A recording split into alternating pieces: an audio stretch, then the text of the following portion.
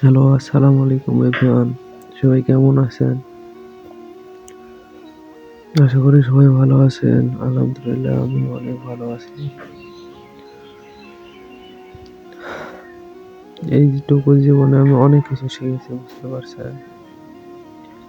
এই দুনিয়ায় স্বার্থ ছাড়া মানুষ বাঁচে না। সবাই নিজের স্বার্থটাই দেখে। মন থেকে কেউ কাউকে ভালোবাসে না। যে যেটাই বলুক না কেন, কেউ কাউকে মন থেকে ভালোবাসে না। সবাই নিজের স্বার্থটাকেই এখন দেখে শুনে রাখে। শুধু চায় অন্যকে কিভাবে কষ্ট দিয়ে নিজে সুখী থাকা যায়। এটাই বাস্তবতা। সবাই ভালো থাকবেন। আল্লাহ হাফেজ।